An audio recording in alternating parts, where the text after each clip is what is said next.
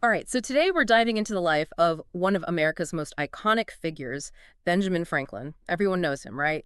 The face on the $100 bill, a founding father, the list goes on. Oh, absolutely. He's become this larger-than-life figure, almost mythical. Exactly.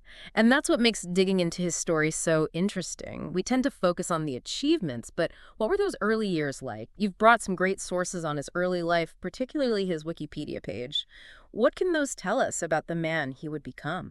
Well, it's important to remember that Franklin's path to greatness wasn't some preordained destiny. It's easy to forget he was one of 15 children. 15 kids. Wow. Talk about sibling rivalry, right? I can't even imagine. Did his parents have any clue they were raising a future founding father? Right. And we're not talking about a life of privilege either. He had to leave school at 10 to work, which makes those later achievements even more remarkable. That really speaks volumes about his drive, his determination. It seems those qualities were there from the beginning. Absolutely.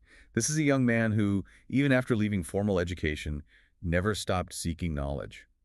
He was self-taught in many ways, devouring books, constantly immersing himself in new information. The sources mention his early writing, too, under the pen name Silence Dogood, a witty, middle-aged widow, no less. Talk about being ahead of his time. It speaks to his sense of humor and this determination to be heard, even as a teenager. This is while he was apprenticed to his brother, right? Yes, to his brother James, a printer. It's fascinating how this apprenticeship, though ultimately unsuccessful, really shaped Franklin's future. It exposed him to printing and publishing, which, as we know, became central to his life.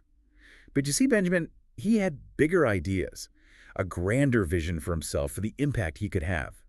And this difference in perspective ultimately led him to leave Boston for Philadelphia at just 17. Basically a runaway, determined to forge his own path. That takes guts to strike out on your own like that at such a young age. It speaks to ambition, of course, but also to this deep-seated belief in his own abilities. Precisely. And that entrepreneurial spirit, that unwavering belief in self-improvement and pushing boundaries, it becomes his constant theme throughout his life. It's pretty inspiring when you think about it. It is. It's a powerful reminder that the seeds of greatness can be found even in humble beginnings, that the thirst for knowledge, the audacity to carve your own path, those can lead to extraordinary things. So picture this. Young Benjamin Franklin arrives in Philadelphia, big dreams in tow, and what's on his mind? A printing press. Now, everyone knows Franklin the printer, but the sources you've shared, especially that Wikipedia page, paint him as more than just a printer. This guy was practically a media mogul. Absolutely. Franklin understood the power of knowledge, and he saw printing as the key to spreading that knowledge, those ideas, far and wide. What he achieved with his printing business, nothing short of extraordinary. He didn't just set up shop in Philly, though, right? The source mentions a whole network of printing operations. It spanned across colonial America, even reached the Caribbean. That's mind-blowing. It really speaks to his vision, his entrepreneurial spirit. He created the first newspaper chain in America, stretching all the way from the Carolinas to the Caribbean. Just try to imagine the logistics of coordinating something like that back in the 18th century. Trying to wrangle my inbox is enough of a challenge. But this wasn't just about business for Franklin, was it? This network he built, it was also a way for him to influence public opinion, to really shape the intellectual landscape of the colonies. Exactly. Franklin recognized the power of the printing press as a tool for enlightenment, for social change.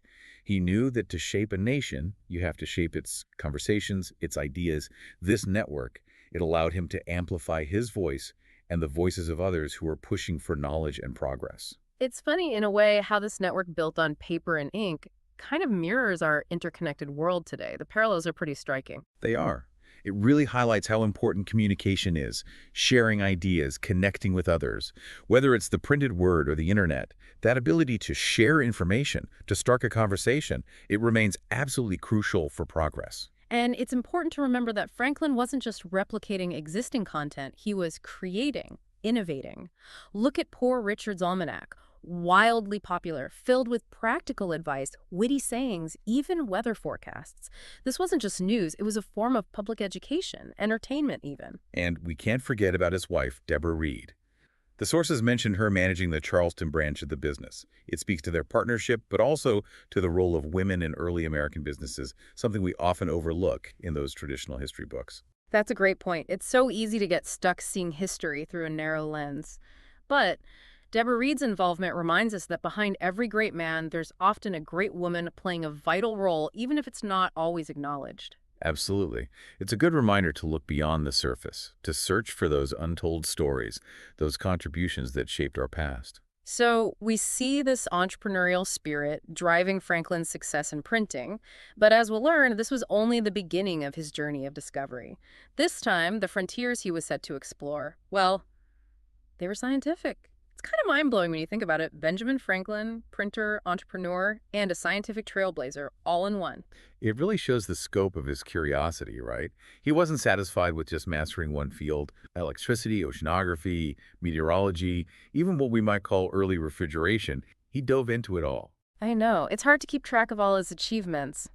I mean, the lightning rod alone would cement his place in history, wouldn't it? It certainly would. But even with a lightning rod, it's not just the discovery, it's the method. His understanding of electricity was revolutionary for his time, and he didn't just stumble upon the lightning rod. He designed experiments, systematically testing his theories. Like that famous kite experiment, I have to admit, picturing him flying a kite in a thunderstorm, it's a bit, well, unnerving, even knowing it led to a huge breakthrough. Oh, it was a risky move, no doubt. In fact, some other scientists trying similar experiments around that time weren't so lucky, sadly. Some paid the ultimate price for their curiosity, died from electrocution. It really puts things into perspective, the risks involved in scientific exploration back then. It sounds like Franklin understood those risks and took calculated steps to, minimize them. Exactly. The sources mentioned he was actually hesitant to even do the experiment himself at first.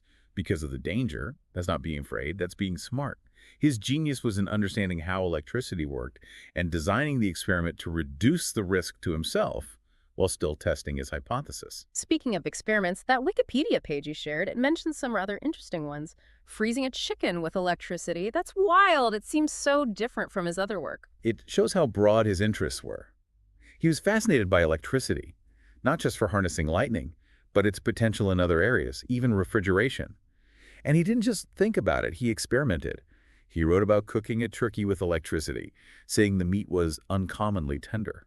Only Benjamin Franklin could turn a scientific experiment into a culinary adventure.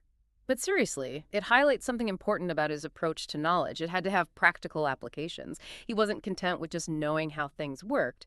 He wanted to use that knowledge to benefit society, whether it was a lightning rod protecting homes or a new way to cook a turkey. Exactly. And that practicality wasn't just in his scientific work. Look at his inventions, bifocals for instance, solving a problem he himself faced as he got older. He saw a need and used his ingenuity to address it. So we've got groundbreaking work with electricity, ventures into refrigeration, but his scientific curiosity didn't end there, right? He made significant contributions to oceanography, too. His work charting the Gulf Stream was groundbreaking, meticulously collecting data on water temperatures, currents, wind patterns. He created the first accurate map of that major ocean current. Didn't he get the idea for that while trying to figure out why ships took longer to sail from England to America than the other way around? He did, a perfect example of his inquisitive mind finding inspiration in everyday things. He wasn't afraid to ask simple questions, and those questions often led to incredible discoveries. And charting the Gulf Stream, it wasn't just a scientific win, it had practical implications, made transatlantic voyages faster, safer, by allowing ships to navigate the currents more efficiently. It's amazing he connected these seemingly separate fields, oceanography and shipping, to create something truly impactful. But beyond the inventions, the scientific discoveries, Franklin was a man of many interests. The sources mention a love for chess, a game he actually helped popularize in America. And chess was more than just a hobby for Franklin. He saw it as a tool for intellectual growth, even advocated for teaching it in schools. He even wrote an essay, The Morals of Chess. He believed it could teach valuable life lessons about strategy, patience, sportsmanship. It's a good reminder that even the most brilliant minds need time for leisure, and often those things we do for enjoyment, they can enrich our lives in unexpected ways. But his interests weren't always just intellectual. He grappled with ethical questions too, which led him to adopt a vegetarian diet at times in his life. And his vegetarianism, it wasn't some trendy diet. It came from his strong belief in animal welfare, opposing unnecessary cruelty, a radical stance in the 18th century, and it shows his willingness to challenge social norms, to live by his principles. It is inspiring to see someone of his stature taking on such issues. It shows us that progress often means questioning what we think we know, being open to new ways of thinking. And maybe that's the biggest lesson we can take from Benjamin Franklin. True greatness isn't just about achieving incredible things, it's about embracing a life of continuous learning, exploration, a commitment to making the world a better place. It's a legacy that continues to resonate centuries later.